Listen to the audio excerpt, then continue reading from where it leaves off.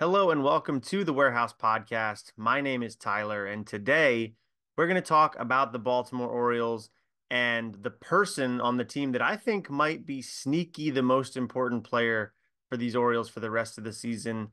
And it comes at a critical juncture where the Orioles just finished up taking 2 out of 3 from the NL's best team, the Philadelphia Phillies. Now they head to the Bronx to take on the Yankees, who are right now by record the best team in both the American League East and the American League at large. And right now, it's a very important time of year for the Baltimore Orioles. So we'll get into, I think, maybe the single most important player for the rest of the season in Baltimore. But before I get into that, I do want to give a shout out to our sponsor of this episode, and that is Bet Online. Bet Online is your number one source for all your sports betting needs this season, from baseball, soccer, golf, right to the top fights in UFC and MMA, as well as boxing.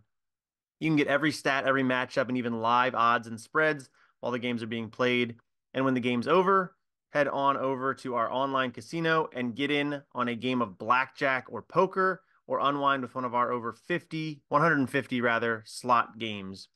So head to the website today. That's betonline.ag to get in on the action. And if you use the promo code BLEAV, BLEAV, you'll get 50% welcome bonus on your first deposit. You'll show BetOnline that you're listening to the Believe Network, and they would understand that we're giving them a huge boost here. So if you do want to get involved, go to betonline.ag, use promo code BLEAV, BLEAV, for your 50% welcome bonus on your first deposit. BetOnline, the game starts here. Thank you to BetOnline for sponsoring this episode. So, all right, before I get into who the player is that I think is potentially most important for the Baltimore Orioles moving forward, got to set the scene here a little bit, right? So, if you're paying attention to the Orioles at all, I think you know that they're going through a little bit of a starting pitching crunch right now. I wouldn't call it a crisis because the Orioles starting pitching staff has been spectacular this year. I mean, I think this is the best group of starting pitchers the Orioles have had potentially in my lifetime. I was born in 1993. I don't really remember the late 90s, mid to late 90s very much, where they had the Mike Messina teams. So I can't speak to that too terribly much. But I do remember very vividly the early 2000s, where Rodrigo Lopez was our opening day starter for several seasons. I remember the Kevin Millwood year, where that was kind of exciting for some unknown real reason. They went and got Kevin Millwood, and he had like a 5 ERA, and that was great. And then even the Buck Showalter years, where we kind of had a starting rotation that featured guys like Chris Tillman, who was really good. For an Orioles pitcher, I think on most teams in the league, he probably would, at least good teams in the league, he would have been a mid rotation kind of guy, maybe a two on some teams, but was the ace year to year for the Orioles for a little bit. Kevin Gossman was had his moments, and has gone on to be much better since leaving Baltimore. Wei Yin Chen was a really good pitcher. Miguel Gonzalez, like these are the guys of my lifetime. Trying to think of like really good, steady starting pitchers for the Baltimore Orioles. Those are the guys that come to mind. This season is just a totally different situation where it's not just like good pitchers for the Orioles, like good pitchers that, in the context of the Orioles organization, which has been putrid at developing pitchers for 20 years, these are just good pitchers in the scope of Major League Baseball at large. You've got Corbin Burns leading the way, Grayson Rodriguez putting together a really nice sophomore season. Kyle Bradish had been really good, despite, starting the season a month late with his UCL issue, been putting up really good numbers. Cole Irvin's been good out of nowhere. Albert Suarez has come back from the KBO and really not playing in Major League Baseball for years and been fantastic as a 34-year-old. And then Dean Kramer, we know he's had some injury stuff, but again, he's kind of a dependable back end of the rotation guy. But now, as I'm recording this on the morning of June 18th, the Orioles are in a bit of a situation here where the depth is starting to disappear from the Orioles starting rotation. If you're looking on YouTube right now, I'm sharing the Orioles website where they break down, the injury situation right now. And it does mention Dean Kramer being on the IL with his right tricep strain. I think that has been going on longer than I personally anticipated. It felt like he was gonna be on there for like the minimum 15 days. He's been on there since May 24th. He probably will be on there for a full month by the time he gets back. He hasn't pitched in a major league game since May 21st. He is now taking rehab stints, but that has taken far longer than I anticipated. Tyler Wells We know he's out for the season with a UCL issue. It does sound like he has avoided Tommy John surgery, or he has officially avoided Tommy John surgery because he did undergo a UCL repair surgery, which was an internal brace augmentation. Not that I know what all that stuff means exactly, but in short, his recovery time won't be quite as long as Tommy John would be, which Tommy John would keep him out, obviously, the rest of this season and likely all of next season as well, because it is like that sort of 18-month turnaround time. And we know that that's what's happening with John Means, who has gotten Tommy John surgery, his second Tommy John surgery in as many years. And he is going to be back, potentially not with the Orioles, but his anticipated return is late 2025 or early 2026. If we go based on history of Means himself, he got his last Tommy John early in April 2022, April of 2022, came back late in 2023 and made just a handful of starts and then didn't really pitch full time again until a month plus into this season. So I think you probably can't bet on John Means pitching in 2025 too much. So hopefully he comes back healthy in 2026 for a team. Potentially that's the Orioles if they do some sort of structured contract there, but certainly it's going to be a long road there. But so Means out for the rest of the year, Wells out for the rest of the year. Kramer's coming back, but it's been a slower, road back than we anticipated. And then the big news, the latest news is Kyle Bradish. He threw, I think, 5 innings, just like 70 pitches this weekend against the Phillies. Pitched well, but afterwards, Brandon Hyde said, I guess was asked, well, why'd he come out after only 70 pitches? And he just said his elbow was bothering him. Goes on the IL, 15-day IL for now. Going to undergo some additional testing. It feels very similar to kind of what was discussed with John Means when he got hurt. It was going under testing, going to get a second opinion, and then it becomes okay, yeah, like Tommy John is what you got to get done here. And they have not said that yet for Bradish. There is potential. They've left kind of out there that he could get another PRP injection potentially if depending on the severity. But even still, even in that instance, you're going to be down for a couple months. I mean, we knew about the injury uh mid-February, right? And then he didn't pitch in the big leagues until May 1st or May 2nd. So that was 3 months between us knowing about it. And that was like removed, weeks or months removed from them knowing about it was okay, he's undergone the PRP already. We're gonna slow play this and then he'll be back whenever he's back. That was 3 months. So right now, if that happens like tomorrow, they know what the issue is. They get PRP. Look at what the Yankees did with Garrett Cole, who ironically is pitching against them this week. I don't know that he got PRP stuff, but essentially he had elbow inflammation. They sat him down, they slow played him, and now we're in the middle of June, late June, and that's when he's going to make his season debut. That could be the best case scenario, I would think, for Bradish here is he's going to be back in a few months. So I think you brace for the reality, which is that Bradish is done for the season too. With a potential reality, I'm not going to jump the gun here, but elbow inflammation. We know he's got a UCL sprain already. The puzzle pieces are fitting together for this being a big issue for the Orioles. So you're down Means and Wells, who I think to me always felt more like depth. Wells, I always envisioned once Means and Bradish were back, Wells would transition to the bullpen, help them out, but that's still an issue. But I don't, it doesn't feel as big of an issue for the starting situation as it does for the bullpen, which that's a whole other thing that they're having injuries now too, but we're not really going to discuss that today.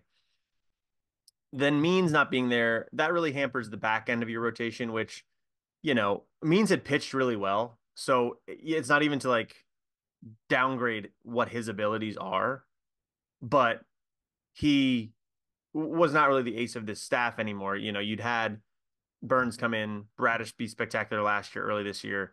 Rodriguez kind of live up to the hype so far. Those guys felt like the top three, and Means was a guy that you got whatever you could out of him. I think his injury stuff has been so weird for the last couple of years. You didn't really count on it too much. So again, that almost feels like more of a loss of depth than it does like a guy who was in the middle of your playoff rotation, no questions asked. So both of those, I think you could take in stride a little bit and say like, okay, we can get depth. We can go get a Kyle Gibson type at the deadline that'll have a 4 ERA, give you 6 innings every time out. Might not be spectacular, but it'll get you to the bullpen. You can win games with that guy. Means felt more like that, although his statistics said he was better than that.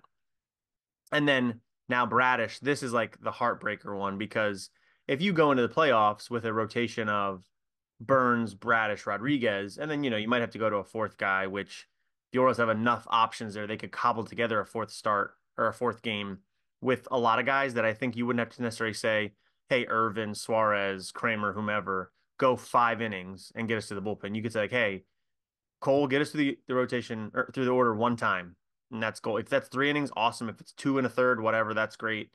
Albert Suarez, you go in, use that fastball, befuddle these guys. You go left finesse, right kind of power with Suarez. That gets you to the order a third time. Now you're talking about getting into the seventh, eighth inning potentially, and that's when the bullpen goes to work, and you can really that's as good as having a really good fourth starter. So I think you feel good about that. Bradish going down now if he's out for the year is a huge issue because now, okay, you feel pretty good still about Burns and Rodriguez, but now that third game, I don't know how you feel about that. And then certainly the fourth game becomes questionable because you can't cobble things together, I don't think, as efficiently 2 games in a row as you could 1 game. And it also kind of puts the Orioles back in where it felt like they were last season going into the playoffs, where Bradish was cruising. Rodriguez, I think, had slowed a little bit, but you still felt really good about. And then beyond that, it was like, well, what do we really do? Dean Kramer ended up pitching game 3 against the Rangers, got rocked, and it was over.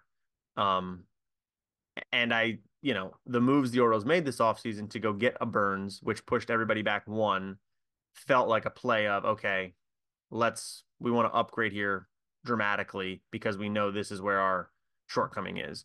Well, now injuries have piled up, and now you're kind of right back to where you were last season. I still think this Orioles team, they might not end up winning 102 games or 101 games like they did last year. They're on pace to, but even if they don't, this team feels better than that team because I think this offense has found a new level that the 2023 offense never quite did. And that's both because I think some of the players are better. Obviously, Jordan Westburg playing a full-time role versus sort of his bit role last year and essentially taking the at-bats that Adam Frazier had. That's been a huge improvement. Colton Cowser's had his moments. I can get into all that stuff, but Gunner's playing at an MVP level versus like a very solid above average all-star type caliber player. He's found another level as well. So yeah, that's kind of where the offense is. So the team feels sort of similar to where they were a season ago. And I think that's problematic because I won't say that Mike Elias pushed all his chips to the middle because there's still plenty there, but they didn't go get Corbin Burns to have a repeat of 2023 where they played really well in the summer and then slowed down in September and then just had 3 game sweep, granted at the hands of a buzzsaw that were the Texas Rangers. That offense was just cruising and crushed everybody in the playoffs. I don't even feel bad about that, but I'm sure they didn't want a repeat of that performance. But that's right where you are again. Now it's happening in mid-June, which is good timing for this to happen because there's plenty of time between now and July 30th. I think this is the deadline this year for the Orioles to learn about what they have, for the rest of the league to sort itself out, for the sellers to kind of determine, all right, we're out of this thing. Let's try again in 2025 and let's sell off our pieces. There's plenty of time for that all to happen, and the Orioles don't have to necessarily panic if this has happened on July 23rd and be like, all right, well, we got a week. Like, we're good, but we know we've got issues. We just got to go get somebody now because we have no idea. There's too many variables, and we need a known commodity right now. They don't have to do that. So that brings us to the point where I want to talk about who I feel could be the most important player for the Orioles moving forward. It does not mean that I'm making this definition up on the fly a little bit. I don't necessarily feel that this player is going to be a Cy Young all-star caliber type player right now, but what I do feel is that the way this player produces over the next month and a half, a little less than that, will greatly impact what the Orioles do at the trade deadline, how they view their roster for the immediate future, and how they allocate the resources they do have to make this team better in pursuant of a World Series championship in 2024 and beyond. So, the player that I think is most important to the Orioles in that regard is going to be Cade Povich. So, Cade Povich has only made two big league starts. Came into the season, I think, as like a fringy top 100 prospect. Has been quite good in the minor leagues. I'll bring up his numbers now, so I'm not totally speaking out of my butt as I do this. But was a fringy type of top 100 prospect, has played really well this year, was not an Orioles draft pick, got him from the Twins in that Jorge Lopez trade, which, you know, depending on how Povich does, that could go down as like another one of Elias's brilliant deals. He's already gotten Yennier Cano out of that. Povich was an exciting prospect when they got him. The Orioles have found another level for him. But Povich in 2024 with the AAA Norfolk Tides, over 56 and two-thirds innings, has a 3.14 ERA. That's 11 starts. Has struck out 75 batters in those 56 and two-thirds, which is fantastic. Walked just 21 and a batting average against of 203. So essentially is dominating the level at AAA. Now we know AAA to the big leagues, and Mike Elias has even said this, is a big leap, and in 2024 is potentially the biggest leap it's been in maybe the history of the game. We've saw Jackson Holliday, hitter versus pitcher, not the same thing exactly, but really struggle after coming up from AAA, despite, really lighting the International League on fire there for first, 2 weeks of the season and then a month or so last year. But anyway, Povich pitched really well in the minors.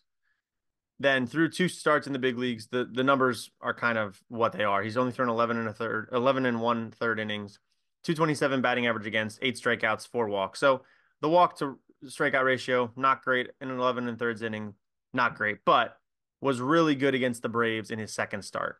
Struggled against the Blue Jays, really good against the Braves. Looking at his baseball savant page, velocity, not huge, average 92.1 miles per hour. It's probably a tick below average, but plenty effective for the big league level. Got 30% whiff rate on all of his pitches. The curveball was especially good. 6 whiffs on 13 swings is a 46% whiff rate. And that's going to be the pitch there that, he's got the 92 mile per hour gas. He can get up a little, maybe to 94, 95 occasionally. But it's really that curveball is going to keep hitters off balance. And if he can be that guy, I mean, you're not going to go 6 shutout innings every single time. But if he can be that kind of a guy for the Orioles where you say, all right, we know Cade's coming up. He is as dependable as they come. I'm kind of assuming here. He's as dependable as they come. Now we got a 1-2-3 of Burns, Rodriguez, Povich. Sure, it's not the most experienced 2 and 3 there. Rodriguez only in his second season. Povich only in his first. You've got innings limits concerns for both of them because, youth being what it is. But you can say, all right, we got those guys. Now we're back to kind of cobbling things together in the fourth spot of Suarez, Irvin, Kramer, whatever. That gets us to the bullpen. It also allows someone to go back to the bullpen at a certain point. If you would like Suarez in the bullpen, I think that could be a really effective spot for him, which then strengthens the bullpen. And then I don't think it changes the fact that you still want to go get a bullpen piece or even a rotation piece at the deadline, but it changes the math. Instead of needing to get 2 bullpen pieces, all right, now we just need 1 because Suarez is going to come in and he's not going to necessarily be our 8th inning guy or 7th inning guy or whatever, but he can do a job in the middle innings. He can go 2 innings. We feel really good about that. Now we just need that, that 1 late inning guy that can spell Kimbrel if he's not doing well or has pitched 2 days in a row or whatever, and we don't want to use him a third day. That changes that a little bit. And then the type of starter you have to get, instead of it being a Bradish replacement, which, not that Povich is going to come in and be as good as Bradish, but you don't have to go get another ace type of pitcher. You can lower expectations a little bit, still improve over what you think maybe Kramer is or what you think, the long-term viability of a Cole Irvin or an Albert Suarez is when, I think potentially we're on borrowed time with those two a little bit anyway. Irvin's starting to give up a lot more hits. He's contact oriented as it is. He gives up a lot of hits, but how long is that sustainable? I'm not sure. Suarez, There's a reason he was still out there as a 34-year-old who's been over in the KBO for a couple of years. How viable is he going to continue to be in an extended role of 5 innings every single time? I don't know. That you might want to hedge your bets there a little bit. So you go get a guy that's maybe just a rental, or maybe a guy that's a little bit more of a reclamation project, or something like that. Rather than being like, okay, we need to go get Dylan Cease. We talked about it all off season. We need to go get Dylan Cease. Maybe you change up that perspective a little bit.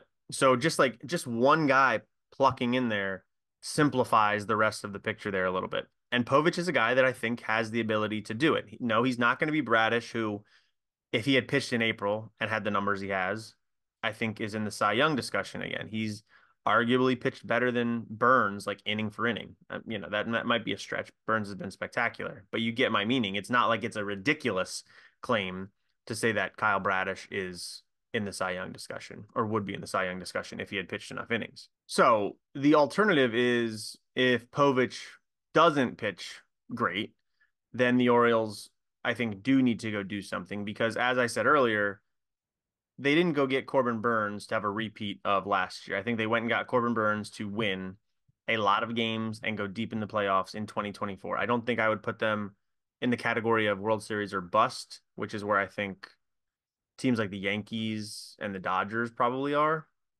Maybe a tier below that, where I think the Orioles front office looks at this core of, Henderson, Rodriguez, Rutschman, Holiday coming up. I think he'll still bounce back and be good. Cowser, you can factor in there.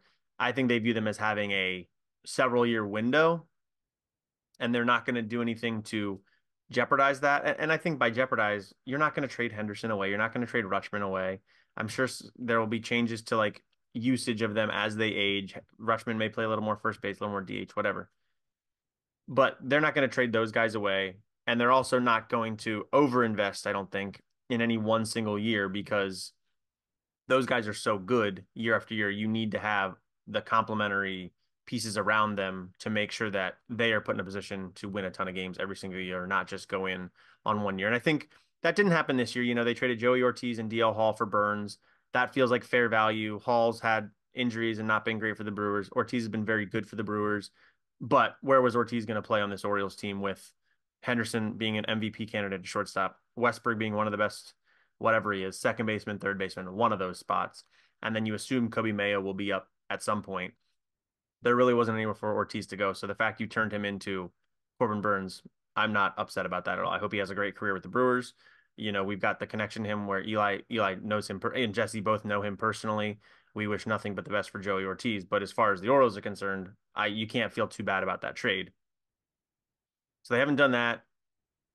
But the issue they have right now is, once Burns is gone, if they don't re-sign him, which I think a lot of us don't expect him to, is they don't have that secondary guy right now, especially if, behind Rodriguez, rather, or in tandem with Rodriguez, if he is going to be sort of that ace in waiting that it feels like he's becoming. If Bradish is out, if Bradish gets Tommy John, he's going to be out all of next season, likely. They need somebody to pair with Rodriguez, because Povich, I think, is going to be good, but probably not a Burns level good. So that kind of brings about that conversation too. But that's more of like a 2025 discussion. I think, if, like I said, if I wanted to focus on 2024 for the Baltimore Orioles, Povich is very important, because it just gives them that extra bit of depth that they don't have without Bradish currently. If he can be that guy, it's a huge difference maker. Because I will just real quickly here, we'll wrap up here in just a sec, because I know I've been rambling a tad. Over at Camden Chat this week, I did write a piece about basically the options the Orioles have if Kyle Bradish has a serious injury, which I'm kind of assuming he is, but again, we don't know. There are rental options if they want to go that way. I think these would be the cheap way to go. Not necessarily, not necessarily discount, but guys that aren't gonna. I don't think you're gonna have to give up a bunch of top 100 prospects for these guys. And the couple of names I mentioned are, I think, gonna infuriate some people, but I'll say them anyway. One is Jack Flaherty. I know he didn't do great for the Orioles last year, but has been really good for the Tigers this season. Justin Verlander, who is 41 years old and had injury issues this year, but is sort of a trained mercenary at this point in his career, and I don't think you expect him to come in and be your game one, game seven type starter, but I think he can do a job as your number three, number four. And then Luis Severino, who we know he was really good for the Yankees early in his career, had some injuries, struggled last year mightily, was I think like the worst pitcher in baseball for a large stretch of the season, but has kind of rediscovered it with the Mets and is going to be a free agent after the season. 30 years old. He still has the big fastball, not quite as big as it used to be, but still pretty big, and is getting a lot of weak contact this year has kind of been the difference maker for him. So those are kind of my three rental guys that I think you could go give up some not low, not minimal prospects. I think these are guys that Connor Norby could be involved in a deal for, but beyond him, I don't think you'd have to give up a whole lot to get a guy like this. And the Orioles would have to determine, is that fair value for a rental? I don't think they would do that for Jack Flaherty just because the recent history. It didn't work here. He's been great, and I hope he does great things wherever he plays. I don't expect the Orioles to go get Jack Flaherty, but he did feel like a reasonable person to mention. Verlander, Severino feel more reasonable. Verlander, I think, would be the cheapest because of his age and injuries, and I think he'll go somewhere if the Astros do fall apart, but I don't think he'll be very expensive. Severino, somewhere in the middle. He's a guy that's got so much talent, just had a really tough year, couple years there with the Yankees, but I think he could be an interesting addition as well. And then beyond that, I won't belabor the point too much, but a lot of guys with multiple years of control. I think you just kind of got to go through the bottom feeders a little bit to find these guys. And that's, Garrett Crochet and Eric Fetty with the White Sox, Tyler Anderson and Jose Soriano with the Angels. Anderson older, signed to a bigger contract. So, and some of his peripherals are a little wonky, so I don't feel great about that. Soriano is more interesting, throws 100 miles an hour, big sinker, gets a ton of ground balls. But team control through 2028, he'd be expensive in terms of the prospect return. So are the Orioles going to do that? I'm not so sure. Jesus Luzardo with the Marlins. This has been talked about for like a year at this point, with the Orioles allegedly in pursuit of him. I don't know. Every day that goes by, I feel less confident about this being a connection here. He's been not great this year. His ERA is at 5. He's had injury stuff throughout his career, an elbow issue this year. So do you really want to get involved in that? There has been talk about them being connected to Tanner Scott, bringing him back as a bullpen addition. So maybe there's like a package deal there, but I'm sure the Marlins would want the moon for Luzardo. And I don't know that feels great right now. And then the Padres have a couple names that I find interesting. Dylan Cease, of course. I'm sure the Orioles have done their work on him. He's been fine for them this year. Gets a lot of strikeouts, walks a lot of guys. It's not lights out stuff. The more he's pitched, the more happy I am that they went for Burns instead of Cease. It's just night and day, the performance. But if you're looking more like a mid rotation type of guy, I think Cease feels fine. And now that he's got a few months less of team control, potentially the return package wouldn't be as hefty as it sounds like the White Sox were asking back in the winter. And then Michael King is an interesting name for me. Pitched with the Yankees for a bit, pitched with the Padres now. He's got some really interesting peripherals where he gets a ton of strikeouts, gets weak contact. Like, he's not a guy that gets beat around too much. He kind of does makes his own issues for himself. But I just, it feels like a better version of what Tyler Wells offers, and also kind of the floor of being a bullpen guy if that's what you need at the end of the season. He's got experience doing that. Michael King would be a really interesting addition for me. Team control through next year. So no, I don't think he fits the bill as a Kyle Bradish replacement in that way. Or even like a Burns replacement next year if Burns leaves. But I do feel like he'd be a very solid mid rotation guy that gives you options, that you can move him around on the roster in a couple different roles and feel pretty good about. But those are all it's just a lot going on with the pitching right now, where I think the Orioles, they have this month and a half to see what Povich can do. And if he can be mid rotation good, they don't have to go sell the farm. But they're not going to sell the farm anyway, but they don't have to go be too drastic at the deadline this year. They can take, measured steps forward and still feel good about where they are going into the postseason, because, we're at this point where the Orioles might not win the division. They could fall apart a little bit and the Yankees could run away with it.